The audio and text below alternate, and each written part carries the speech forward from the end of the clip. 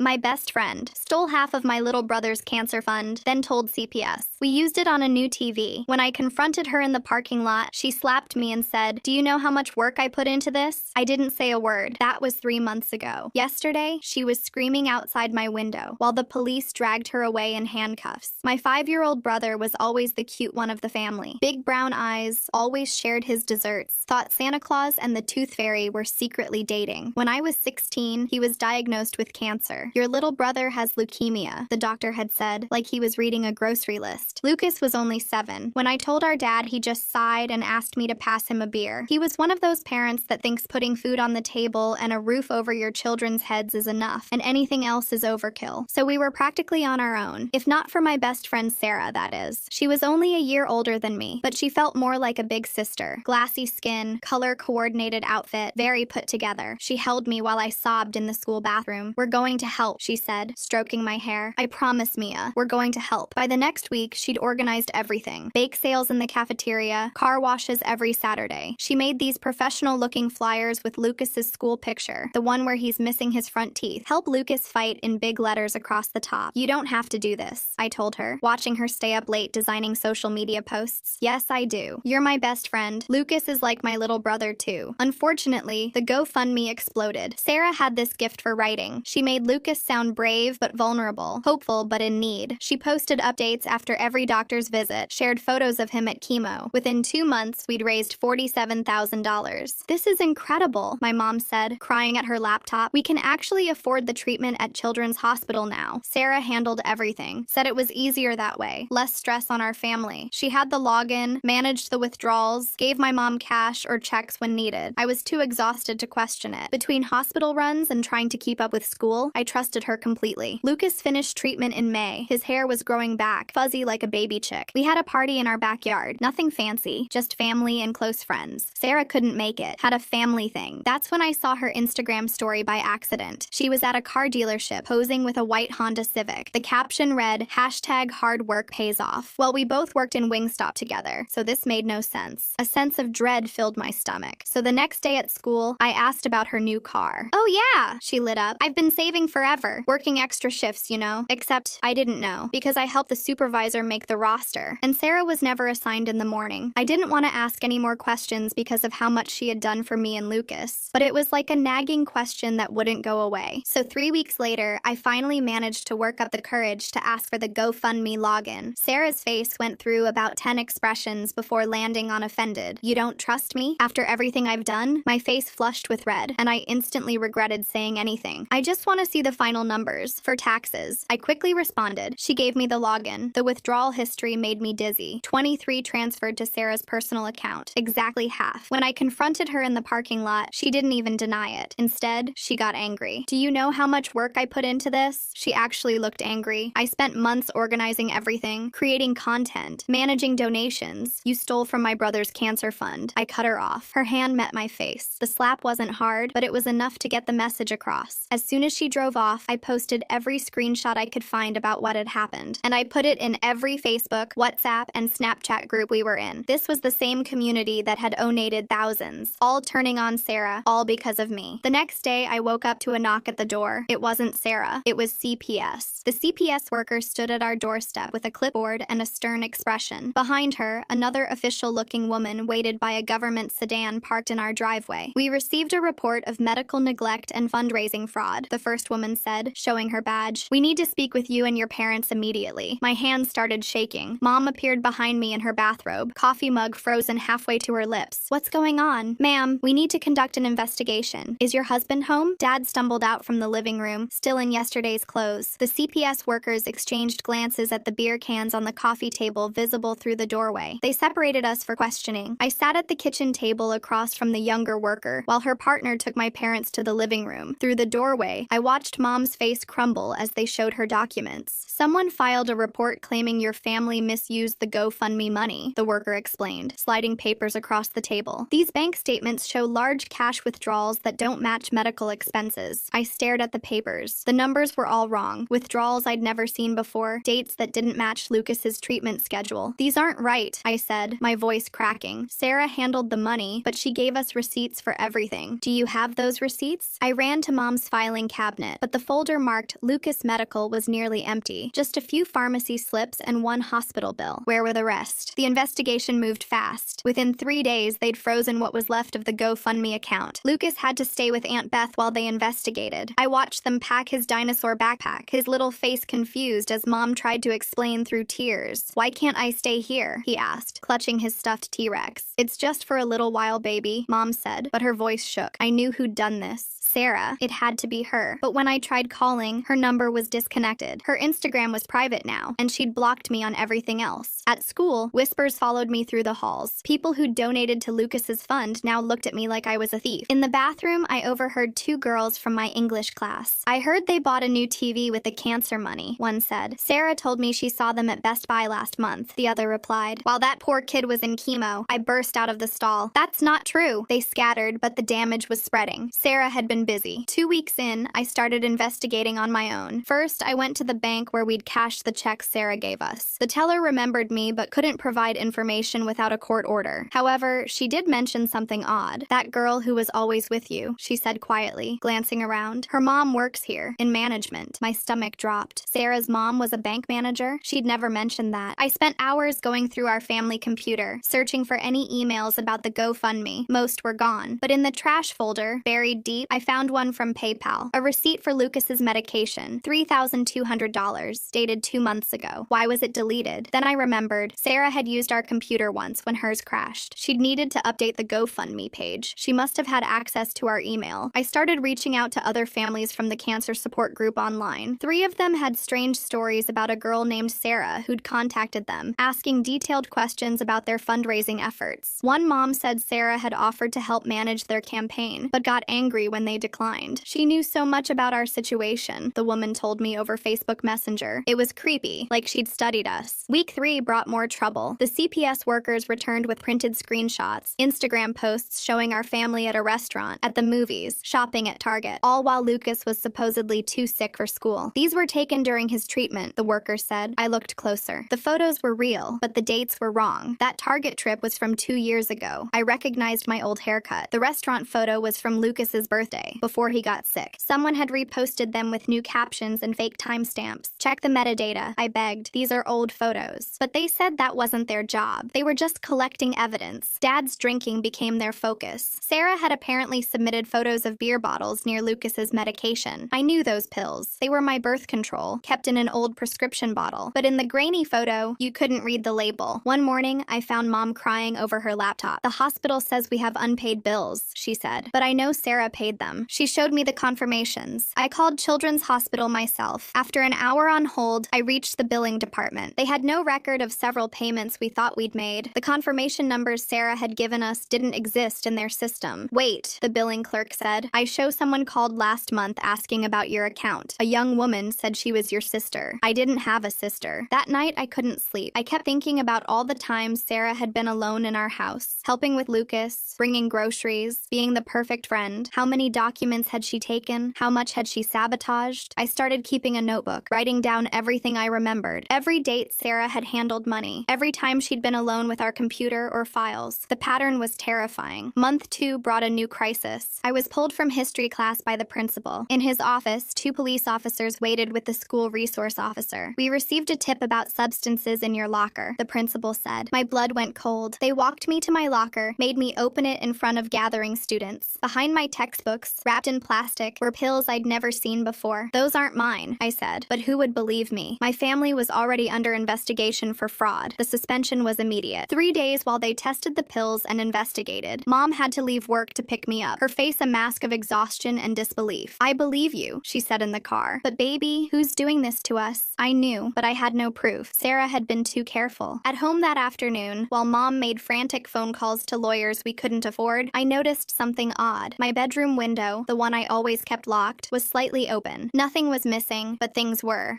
My diary was on the wrong shelf. My laptop was closed, but still warm. Sarah had a key. We'd exchanged them last year for emergencies. I'd forgotten until now. I changed the locks myself that night with a kit from Home Depot. Dad was too hammered to help, and Mom was at Aunt Beth's, visiting Lucas. As I worked, I thought about Sarah, how she'd volunteered to help with everything, how she'd insisted on handling the stress so we could focus on Lucas. She'd been planning this from the beginning. The substance test came back negative. They were prescription pills, but not narcotics, just blood pressure medication. Harmless, but enough to cause chaos. The suspension stuck though. Zero tolerance policy. During my forced time off, I played detective. I found Sarah's ex-best friend, Jamie, on Instagram. They'd had a falling out junior year. Jamie agreed to meet me at a Starbucks downtown. She's always been like this, Jamie said, nervously stirring her latte. In middle school, she made up this whole story about her sister having cancer, practiced crying and everything. When people found out she was an only child, she said it was her cousin. Why didn't anyone do anything? Her mom's connected, works at the bank, knows everyone. Sarah always gets away with stuff. Jamie gave me names of other people Sarah had burned. A pattern emerged. Sarah would befriend someone in crisis, help them. Then something would go wrong. Money would disappear. Rumors would start, but never enough proof to pin on her. By month 3, our life was in ruins. Lucas was still at Aunt Beth's. Dad had lost his job after missing too many shifts for CPS meetings. Mom looked 10 years older. And I was the girl who got suspended for substances. But I kept digging. I found deleted security footage from Wingstop showing Sarah's actual hours. I tracked down families from other states who'd encountered her online. I even found a Reddit post from 2 years ago warning about a teenage girl who infiltrated cancer support groups. The breakthrough came from an unexpected source. Lucas's favorite nurse, Than, called me one evening. "I probably shouldn't tell you this," he said, "but that friend of yours, Sarah, she came by the hospital a lot when you weren't here. Asked weird questions about treatment costs, insurance procedures. I thought she was just curious, but looking back." He agreed to write a statement about Sarah's suspicious behavior. It wasn't much, but it was something. I created a timeline, cross-referencing everything. Sarah's new car purchase lined up perfectly with large withdrawals from the GoFundMe. Her mom's position at the bank explained the fake statements, the deleted emails, the planted evidence, the social media campaign. It all pointed back to her, but I needed her to admit it, and I had an idea. I created a fake Instagram account, posing as a mom with a sick daughter. I posted in the same support groups, used the same keywords that had attracted Sarah to us. Within a week, she messaged me. Her approach was identical. Sympathetic messages, offers to help, questions about fundraising. I played along, building trust. Meanwhile, I documented everything. The messages from Sarah to my fake account came faster than I expected. Within days, she was asking about treatment costs, insurance coverage, and whether we'd considered crowdfunding. I fed her false information about my fictional daughter's condition, making it sound desperate but manageable with the right funding. Meanwhile, the real investigation into our family continued. The CPS workers showed up twice more that week, each time with new evidence that Sarah had clearly manufactured. Photos of Dad passed out on the couch while Lucas played nearby, except the timestamp showed a date when Lucas had been at school, perfectly healthy. Bank statements showing ATM withdrawals from locations we'd never visited. Even a typed letter, supposedly from a concerned neighbor, describing neglect that never happened. I started sleeping with a chair propped against my bedroom door. The changed locks helped, but I knew Sarah had other ways. She'd been in our lives for years, knew our routines, our passwords, our secrets. Every morning I checked my backpack for planted evidence. Every afternoon I searched my room for anything out of place. The breakthrough with my fake account came when Sarah offered to help set up a GoFundMe. She sent detailed instructions, templates, even examples of successful campaigns she'd researched. I recognized the writing style immediately. It was identical to what she'd written for Lucas. I showed everything to Mom, who was barely holding it together. She'd been put on unpaid leave from work due to the ongoing investigation. Dad had given up entirely, spending his days in front of the TV with a growing collection of empty bottles. "We need to go to the police," Mom said, scrolling through the messages. But when we tried, we hit a wall. The detective assigned to our case seemed more interested in the fraud allegations against us than our evidence against Sarah. Her mother's connections ran deep. Every time we thought we were making progress, another obstacle appeared. Sarah escalated her fake account interactions. She wanted to meet my fictional family, offered to come to our home to help organize fundraising materials. I stalled, claiming my daughter was too sick for visitors. Sarah's messages became more insistent, almost aggressive. She needed to help, she said. It was her calling. Than, the nurse who'd noticed Sarah's strange behavior, called with more information. He'd been checking old visitor logs and found something disturbing. Sarah had visited the pediatric ward multiple times when Lucas wasn't even there. She'd told staff she was checking on other sick children, bringing them gifts. But several families had complained about a teenager asking invasive questions about their medical bills. I added this to my growing file of evidence. The notebook had become a binder, then multiple binders. I cross-referenced dates, highlighted patterns, created charts showing the money trail. It consumed my days while I was suspended from school. One afternoon, while organizing my evidence, I noticed something odd in an old photo from Lucas's treatment. In the background, barely visible, was Sarah talking to someone in the hospital hospital billing office. The photo was dated 2 weeks before she'd told us about the payment issues that required large cash withdrawals. I zoomed in on my laptop, enhancing the image as much as possible. The person Sarah was talking to wore a hospital ID badge. The name was blurry, but I could make out enough letters to start searching the hospital's staff directory online. Her name was McCatherine, and according to LinkedIn, she was Sarah's cousin. The pieces clicked into place. Sarah had inside help at the hospital, someone who could manipulate billing records and create fake payment problems. I printed everything and added it to my evidence binder. That night, Sarah's messages to my fake account took a darker turn. She'd somehow figured out that my story didn't add up. The final message simply read, "I know who you are." My phone rang immediately. Unknown number. I let it go to voicemail. "Really, Mia?" Sarah's voice was calm, almost amused. "Did you think I wouldn't figure it out? You always were terrible at creative writing. Delete the account. Stop digging, or things will get worse for your family." I saved the voicemail and backed it up to 3 different cloud services. The next morning, Mom woke me up in tears. The CPS workers had called. They were moving forward with formal charges of medical neglect and fraud. We had a week to prepare our defense. I knew we needed legal help, but no lawyer would take our case without a retainer we couldn't afford. The public defender assigned to us seemed overwhelmed and uninterested. During our brief meeting, she suggested we consider a plea deal. "Plea deal for what?" I asked. "We didn't do anything wrong." She shuffled through papers without looking up. "Sometimes it's better to admit to lesser charges than risk worse ones." I walked out. That afternoon, I took a risk. I reached out to a journalist from our local paper who'd covered Lucas's story during his treatment. Her name was O'Catherine, and she'd always been fair in her reporting. I sent her everything: the evidence against Sarah, the connections to the bank and hospital, the pattern of targeting families with sick children. She called within an hour. "This is serious," she said, "but I need more than screenshots and theories. I need Sarah to admit something, or someone else to corroborate your story." I thought about the other families Sarah had targeted. Most hadn't wanted to talk, embarrassed about being scammed or afraid of getting involved. But one name kept coming up in my research: Benjamin's family. Benjamin had been in treatment at the same time as Lucas. His family had started a GoFundMe that mysteriously shut down after raising only a few $1,000s. When I finally reached his mother, she broke down crying. "That girl destroyed us," she said. "She offered to help, then somehow our campaign got reported for fraud. We never found out who did it, but Benjamin's treatment was delayed for months while we sorted out the mess." She agreed to write a statement for O'Catherine. Sarah must have sensed the walls closing in. Her attacks became more desperate. A brick through our living room window one night with a note, "Stop lying about me." Mom's car tires slashed while she was at the grocery store. Dad's AA sponsor called to say someone had been spreading rumors about him at meetings, but Sarah made a mistake. The security camera at the grocery store caught her near Mom's car. It wasn't enough for an arrest. She could claim coincidence, but O'Catherine added it to her growing story file. I went back to the other families from the support group, armed with Benjamin's mother's statement. Slowly, more began to open up. A pattern emerged that was bigger than just stolen money. Sarah had been studying these families for years, learning their vulnerabilities, perfecting her approach. One father, John, told me Sarah had contacted them before his daughter was even diagnosed. She said she was doing a school project on childhood illness, he explained. Asked all these questions about insurance, medical costs, family support systems. 2 months later, when Lily got sick, she showed up offering to help. We thought it was such a coincidence. The fake account I'd created started receiving messages from other suspicious profiles. All of them had similar writing styles. All asked the same probing questions about fundraising and family finances. Sarah was running multiple scams simultaneously. I documented everything and forwarded it to O'Catherine. She was building a comprehensive investigation, but needed one more piece: proof of where the money went. That proof came from an unexpected source. Jamie, Sarah's ex-best friend, called me one night, whispering urgently, "I'm at Sarah's house," she said. "Her mom's having a party. I snuck into the home office. You need to see this." She sent photos of bank statements, investment accounts, shopping receipts. The amounts matched the missing GoFundMe money perfectly. Designer clothes, jewelry, electronics, all purchased in the weeks after Lucas's fundraiser. But the most damning evidence was a notebook in Sarah's handwriting. Page after page of notes about different families, their weaknesses, their financial situations, their emotional triggers. Our family had 2 full pages. She'd written about Dad's drinking, Mom's guilt, my trusting nature. There were strategies for manipulation, timelines for escalation, even a section on exit strategies if caught. Jamie grabbed grabbed what she could before rejoining the party. The next day, she handed me a flash drive with everything she'd photographed. I should have said something sooner, she admitted. I knew what she was capable of, but I was scared of her mom. O'Catherine's article ran 3 days later. The headline read, "Local teen allegedly targets families of sick children in elaborate fraud scheme." The story detailed everything: the fake evidence against our family, the manipulated hospital records, the pattern of exploitation across multiple families. The response was immediate. Other victims came forward with their own stories. The hospital announced an internal investigation into McCatherine's actions. The bank put Sarah's mother on administrative leave pending review. But Sarah wasn't done. That night, she showed up at our house, pounding on the door at 2 a.m. "You ruined everything!" she screamed. "Do you know what you've done? My mom could lose her job. My college applications are destroyed." I called 911 while Mom held the door shut. Dad, sober for once, stood guard with a baseball bat. Through the window, I could see Sarah's face twisted with rage, nothing like the composed friend who'd held me while I cried about Lucas. The police arrived just as Sarah was trying to break a window. They arrested her for attempted breaking and entering, vandalism, and making terroristic threats. As they led her away, she kept screaming about how we owed her, how she'd earned that money, how ungrateful we were. The next morning, CPS showed up again, but this time, they came with different news. In light of the newspaper investigation and Sarah's arrest, they were suspending their case against us pending review. The worker who'd been harshest with us actually apologized. "We have to follow up on every report," she said, "but it's clear now that we were manipulated." Lucas came home that afternoon. He'd grown 2 inches at Aunt Beth's house and wouldn't stop talking about her neighbor's puppies. He didn't understand why he'd had to leave or why he was back, but he was happy to be home. The criminal case against Sarah built slowly. More families came forward. The FBI got involved when they discovered she'd targeted families across state lines. Her mother was arrested for bank fraud and conspiracy. McCatherine lost her job and faced charges for falsifying hospital records. During the investigation, they found Sarah's laptop. The browsing history was a roadmap of her crimes. She'd researched each family extensively, joined private Facebook groups for parents of sick children, even taken online courses in fundraising and social media marketing. There were spreadsheets tracking which families were most vulnerable, which had the best insurance, which were most likely to trust a helpful teenager. Our family's page in her files was extensive. She'd documented every interaction, analyzed our weaknesses, planned her approach months in advance. There were notes about how to exploit my friendship, Mom's desperation, Dad's absence. She'd even researched Lucas's specific type of leukemia to make her fundraising appeals more effective. The trial took 8 months. Sarah's lawyer tried to paint her as a troubled teen who'd made mistakes. They brought up her parents' divorce, claimed she had abandonment issues, suggested she really had been trying to help but got in over her head. But the evidence was overwhelming. 12 families testified about their experiences. Bank records showed exactly where the money went. Her own notebook revealed the calculated nature of her crimes. The judge didn't buy the troubled teen defense. Sarah was tried as an adult for fraud, theft, conspiracy, and filing false reports. She got 5 years in prison, though she'd probably serve 3 with good behavior. Her mother got 7 years for her role in the scheme. The civil suits took longer to resolve. Insurance companies got involved, arguing about who was responsible for the stolen funds. Most families, including ours, eventually recovered about 60% of what was taken. It wasn't everything, but it was enough to pay off Lucas's remaining medical bills. The real recovery took even longer. Mom went back to work, but the stress had aged her. Dad actually got sober, saying the experience had been his rock bottom. He started attending AA meetings regularly, and even got a sponsor who wasn't connected to Sarah's rumors. I went back to school senior year to find everything had changed. Some people still whispered about the substance incident, but most were supportive. A few even apologized for believing Sarah's lies. I kept my head down, focused on grades, and tried to rebuild. Lucas thrived. His cancer stayed in remission. He joined Little League, made friends, forgot most of the trauma of that year. Sometimes he asked about Sarah, remembering only the nice girl who brought him toys during treatment. We told him she had to move away. I started volunteering with legitimate children's cancer charities, helping families navigate fundraising safely. I'd learned the hard way how vulnerable people in crisis could be. My experience, as painful as it was, could help protect others. One day, about a year after the trial, I ran into Jamie at the grocery store. She hugged me and apologized again for not warning me sooner about Sarah. "I keep thinking about all the families she hurt," Jamie said. "All the kids who suffered because their parents couldn't trust anyone to help after what she did." She was right. Sarah's crimes went beyond the money she stole. She'd broken the trust that allows communities to come together in crisis. She'd made it harder for genuinely sick children to get help, but she'd also revealed the strength of truth. When enough people stood up, when evidence mounted, when journalists did their jobs and systems eventually worked, justice was possible. It wasn't perfect, perfect or complete, but it was something. The last time I saw anything about Sarah was a news update about her appeal being denied. The photo showed her in an orange jumpsuit, her perfectly coordinated outfits a thing of the past. She looked smaller somehow, deflated without her web of lies to prop her up. I turned off the TV and went to pick up Lucas from practice. He was laughing with his teammates, grass stains on his uniform, completely healthy and beautifully ordinary. That was the only update that really mattered. Our family had survived. We'd been tested, broken, investigated, and doubted, but we'd fought back with truth and evidence and the support of other families who'd been hurt. Sarah had tried to destroy us, but instead she'd revealed our strength. The GoFundMe platform implemented new verification procedures after our case made national news. They required more documentation, better oversight, clearer accountability. It wouldn't prevent all fraud, but it would make it harder for the next Sarah to prey on desperate families. I kept all my evidence binders, even after the trials ended. Sometimes I looked through them, remembering how helpless I'd felt when it all started, how Sarah had smiled while stealing from my baby brother's cancer fund, how she'd hugged me and called herself my sister while planning our destruction. But mostly, I focused on moving forward. College applications, part-time work, normal teenage things that had felt impossible during the investigation. I wrote my admissions essay about the experience, about learning to question trust while still believing in community support. I got into my first choice school with a partial scholarship. The admissions letter came the same week Sarah was officially sentenced. It felt like the universe offering balance. As one chapter of manipulation and lies closed, another of possibility and truth opened. Mom framed both letters, my acceptance and the newspaper article about Sarah's conviction. To remember, she said, that we can survive anything, and that truth wins in the end. Dad thought it was morbid, but I understood. We needed the reminder that we'd been targeted, gaslit, and nearly destroyed, but we'd fought back and won. Not through revenge or anger, but through patience and evidence and refusing to give up when everyone doubted us. Lucas never fully understood what had happened, and we kept it that way. He knew Sarah had done something bad with money meant to help sick kids, but we spared him the details of how calculated and cruel it had been. He had enough to deal with, being a cancer survivor. He didn't need to know how deeply we'd been betrayed by someone we'd trusted. The Wingstop where Sarah and I had worked together closed down 6 months after her arrest. Too much negative association, the manager told me. I found a new job at a bookstore, somewhere with no memories of Sarah counting her tips while planning which family to target next. Sometimes I wondered what made her the way she was. The prosecution had painted her as a sociopath, someone incapable of real empathy who saw others only as marks to exploit. But I remembered moments that seemed genuine. Her crying with me about Lucas, her excitement when the fundraiser hit certain milestones. Had it all been performance? Or was there something human buried under the manipulation? I decided it didn't matter. Whether Sarah was born without empathy or chose to suppress it for personal gain, the result was the same. She'd hurt dozens of families at their most vulnerable moments. She'd stolen money meant for dying children. She'd tried to destroy my family to cover her tracks. Understanding her motivations wouldn't undo the damage or bring back the innocence we'd lost. It wouldn't restore the faith and friendship that she'd shattered or erase the months of investigation and doubt. All I could do was learn from it and try to help others avoid the same trap. The charity work became my therapy. Every family I helped navigate fundraising safely felt like reclaiming something Sarah had tried to steal. Not just money, but the belief that people would help each other in crisis, that communities could come together for good. That trust, while fragile, was still worth offering. I developed presentations for support groups, teaching red flags to watch for and safe practices for accepting help. I showed them Sarah's notebook pages, redacted to protect families, so they could see how predators studied their victims. Knowledge was protection, and I had hard-won knowledge to share. The presentations grew bigger than I expected. Word spread through parent networks, and soon I was speaking to packed rooms at community centers. Each session started the same way. I'd hold up a photo of Lucas from his treatment days, then show Sarah's smiling face next to it. This was my best friend, I'd tell them. She organized our entire fundraiser. She also stole half the money. The gasps never got easier to hear, but the conversations afterward made it worthwhile. Parents approached me with their own suspicions, their own close calls. One mother showed me messages from someone who sounded exactly like Sarah. Different name, but same tactics. We reported it together. 3 months into my speaking circuit, I got an unexpected call. A woman named McCatherine introduced herself as a fraud investigator for GoFundMe. They wanted to hire me as a consultant, helping them identify suspicious campaigns before families got hurt. Your case changed everything for us, she explained. We need someone who understands how these predators operate. The job offer came with training, a decent salary, and the chance to work remotely while attending college. Mom cried when I told her. Dad actually smiled. A real one, not the bitter half grimace that had become his default expression. happen. My first week on the job, I flagged 17 suspicious campaigns. The patterns were obvious once you knew what to look for. Vague medical details, emotional manipulation, urgent deadlines, handlers who insisted on managing everything. Each flag potentially saved a family from what we'd endured. Lucas started asking more questions as he got older. Why did Aunt Beth have those photos of him at her house? Why did kids at school sometimes whisper when they saw our family? We kept our answers simple but honest. Bad people sometimes hurt others for money. Good people help stop them. One afternoon, while reviewing campaign reports, a familiar name popped up. Benjamin's family had started a new fundraiser, this time for his little sister. My heart sank until I read further. They'd implemented every safety measure I taught. Multiple administrators, transparent accounting, regular updates with receipts. They'd learned from their pain. I approved their campaign immediately and sent a personal note of support. Benjamin's mother responded within hours, thanking me for everything. Her daughter's treatment was going well. The community had rallied without fear because they knew this campaign was legitimate. 6 months into the consulting work, GoFundMe flew me to their headquarters for advanced training. The other consultants were mostly former law enforcement or financial crimes specialists. I was the youngest by decades, the only one who'd been a victim rather than an investigator. During breaks, they peppered me with questions. How had Sarah gained such complete access? What signs had I missed? How did she maintain her cover for so long? I answered honestly, even when it meant admitting my own naivety. Teenagers don't expect their best friends to be criminal masterminds, I told them. That's what made her so effective. The training included reviewing active investigations. One case made my blood run cold. A teenager in Michigan, helping multiple families with sick children, handling all their fundraising. The parallels to Sarah were unmistakable. Same age, same approach, same insistence on control. I worked with local authorities to build a case. We discovered she'd already diverted thousands, though not as skillfully as Sarah. Her mother wasn't involved, which made the money trail easier to follow. Within weeks, 3 families had their funds recovered, and the girl was in custody. You saved us, one father told me over the phone. We were about to give her complete access to everything. Each save felt like redemption, but the work took its toll. Reading desperate pleas from parents, seeing sick children's photos, knowing that predators were studying these same posts, it wore on me. Some nights I'd dream about Sarah, her calm voice explaining why she deserved the money she stole. Mom noticed the strain first. She found me at 3 a.m. one night, laptop open, reviewing campaigns with tears streaming down my face. A 4-year-old with brain cancer, his campaign showing all the warning signs of manipulation. You can't save them all, she said, closing my laptop gently. But I have to try, I whispered. She held me like I was 7 again, scared of thunderstorms. We sat there until sunrise, not talking, just being. The next day, she made me promise to set boundaries. Regular hours, mandatory breaks, therapy if needed. The therapy helped more than I expected. Dr. McJonathan specialized in trauma from financial crimes, apparently a growing field. He helped me understand that my hypervigilance, while useful for work, was also a trauma response. You're trying to prevent every family from experiencing what yours did, he observed. That's admirable, but impossible. We worked on balance. I could help without destroying myself. I could be effective without being obsessive. Slowly, I learned to step back when needed, to trust the systems we'd built, rather than personally investigating every suspicious campaign. A year into the job, I received a letter forwarded from the prison. Sarah's handwriting made my hands shake. I almost threw it away unopened, but curiosity won. The letter was short, formal. She was pursuing her GED, taking accounting classes, planning for release. She didn't apologize or mention our friendship. Instead, she wrote about understanding consequences and making better choices. It read like something drafted for a parole board. I didn't respond. There was nothing to say. But I kept the letter, filed with all the other evidence. A reminder that even criminals could write pretty words that meant nothing. Lucas turned 10 that spring. His birthday party was everything we couldn't afford during his treatment. Bounce house, pizza party, 20 kids from school. He was the tallest in his class now. No trace of the fragile boy who'd clutched his dinosaur during chemo. During cake, he stood up with a prepared speech. He thanked everyone for coming, thanked Mom and Dad for the party. Then he looked at me. And thanks to Mia for making sure I got better, he said. She's the best sister ever. The other kids clapped politely, having no idea what he meant. But I knew. Somehow, despite our efforts to shield him, Lucas understood that I'd fought for him when he couldn't fight for himself. That night, I found him reading under his covers with a flashlight. The book was about kids who solved mysteries. He looked guilty when I caught him, like reading past bedtime was the worst crime imaginable. I want to help people like you do, he admitted, when I'm bigger. I tucked him in properly, kissing his forehead like I had when he was 5. You already do, I told him, just by being okay. The next morning brought a new challenge at work. A campaign in Texas showed subtle red flags. Not enough for automatic suspension, but concerning. The fundraiser was for a teenager with lupus, organized by her older older sister. Something about the writing style felt familiar. I dug deeper, cross-referencing social media profiles and previous campaigns. The sister had helped 3 other families in the past year, all successfully, but small details didn't add up. Photos showed different nail polish in posts supposedly made minutes apart. Location tags placed her in multiple cities simultaneously. I escalated the investigation. Within days, we'd uncovered a ring of scammers using stolen photos and fabricated stories. They'd refined Sarah's methods, working in groups to appear more legitimate. The Texas campaign was their latest attempt. The platform suspended all connected accounts and notified law enforcement. $47,000 was frozen before it could disappear. The real teenager in the photos was found safe in Portland, unaware her image was being used to steal from compassionate strangers. How do you catch these things? McCatherine asked during our weekly call. Our algorithms missed all the connections. The answer was simple but hard to explain. I recognized the hunger in the writing, the calculated emotional manipulation. Sarah had taught me to see it, though she'd never intended that lesson. As my reputation grew, other platforms reached out. I consulted for medical crowdfunding sites, church fundraising programs, even school PTAs worried about donation fraud. Each organization had its own vulnerabilities, its own Sarah-shaped holes in their defenses. I developed training materials, best practice guides, verification checklists, simple tools that could prevent devastating losses. One nonprofit estimated my protocols had saved families over $3 million